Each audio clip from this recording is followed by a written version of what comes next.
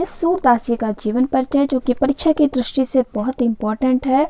और please video पूरा देखिए, वीडियो देखते ही देखते आपको ये जीवन परिचय याद हो जाने वाला है। तो शुरू करते हैं जीवन परिचय याद करना। मैं डिस्क्राइब करती चलूँगी, आपको समझाती चलूँगी, आपको जस्ट अभी सब याद हो जाएगा, वीडियो पूरा देखिएगा। महाकवि सूरदास जी का जन्म रुनकाता नामक स्थान यानी ग्राम में सन 1478 ईस्वी में पंडित रामदास जी के घर हुआ था। यहाँ पर आपको इनका जन्म स्थान याद करना है और किस सन में हुआ था और उनके पिताजी का नाम। ये 3 चीज़ें आपको बिल्कुल अच्छे से याद कर लेनी है। जन्म रुनकाता नामक गांव में, जन्म रुनकाता नामक गांव में, सन 1478 में, पिता पंडित रामदास जी। इनकी माताजी का नाम आपको याद कर लेना है। इनकी माताजी का नाम जमुना दास था। इसके अलावा कुछ विद्वान इनका जन्म स्थान सीही नामक स्थान को भी मानते हैं, तो ये भी आपको याद कर लेना है कि कुछ विद्वान सीही नामक स्थान को इनका जन्म स्थान मानते हैं। फिर से रिवाइज करेंगे। सूरदास जी का जन्म रुनकाता नामक ग्राम में सन 1478 ईस्वी में पंडित रामदास जी के घर हुआ था। इनकी माता जी का नाम जमुना दास था और कुछ विद्वान सीही नामक स्थान को सूरदास जी का जन्म स्थान मानते हैं। इसके बाद आगे सूरदास जी जन्मांध, जन्मांध मीन्स जन्म से अंधे। अगर आपको वर्ड कठिन लग रहा है तो आप लिख सकते हैं जन्म से अंधे थे या नहीं। इस संबंध में भी कुछ विद्वानों के अलग अलग मत है। मत मीन्स विचार है, यानी कुछ लोग अलग अलग मानते हैं।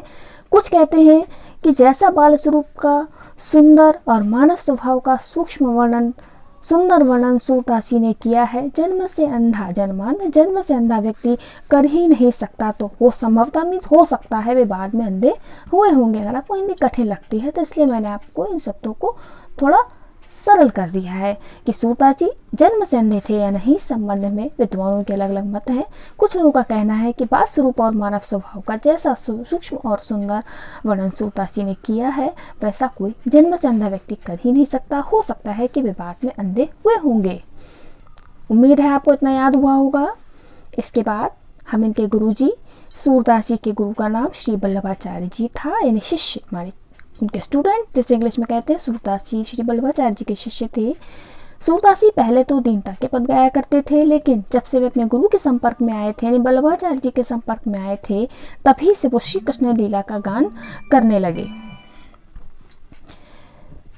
ठीक है, तो उनके गुरु जी का नाम आपको याद कर लेना है। सूरदास जी के गुरु श्री वल्लभाचार्य जी थे। पहले वे दीनता के पद गाया करते थे, लेकिन वल्लभाचार्य जी के संपर्क में आने के बाद से वे श्री कृष्ण लीला का गान करने लगे। इसके बाद सूरदास जी की मृत्यु सन 1583 ईस्वी में गोवर्धन के पास परसौली नामक गांव में हुई थी। आपको ये सन याद करनी पड़ेगी, इसको तो आपको बार बार पढ़ना ही पड़ेगा। सूरदास की मृत्यु सन 1583 ईस्वी में गोवर्धन के पास परसौली नामक ग्राम में हुई थी। और इनकी प्रमुख रचनाएं, भक्त शिरोमणि सूरदास जी को हिंदी साहित्य का सूरज कहा जाता है। उन्हें क्या कहा जाता है? हिंदी साहित्य का सूरज कहा जाता है। क्या कहा जाता है? हिंदी साहित्य का सूरज। और इनके प्रमुख रचनाएं हैं सूरसागर, सुरसरावली, साहित्य लहरी, श्री कृष्ण गीतावली। इनकी रचनाएं बहुत सरल हैं। सूरसागर, सुरसरावली, साहित्य लहरी और श्री कृष्ण गीतावली। एक बार फिर से आपको शुरू से एक बार रिवाइज करती हूँ और देखिए आपको सब लर्न हो गया है, आपको खुद लगेगा आपको याद हो गया है। महाकवि सूरदास जी का जन्म रुनकाता नामक गांव में सन 1478 ईस्वी में पंडित रामदास जी के घर हुआ था। इनकी माता जी का नाम जमुना दास था। कुछ विद्वान सीही नामक स्थान को सूरदास जी का जन्म स्थान मानते हैं।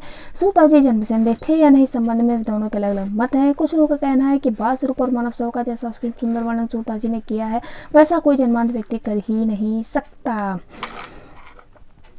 कुछ लोगों का कहना है। ठीक है, ये हो गया।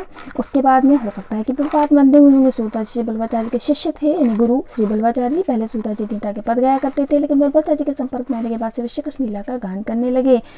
इनकी मृत्यु 1583 में गोवर्धन के पास परसौली नामक गाँव में हुई। और इनकी रचनाएं जो है सूरसागर, साहित्य लहरी, श्री कृष्ण गीतावली। बहुत ही सरल, बहुत ही आसान। उम्मीद करती हूँ कि आपको याद हो गया होगा, और अगर याद हो गया है तो प्लीज़ लाइक कीजिए, शेयर कीजिए और सब्सक्राइब भी कीजिए। Thank you so much.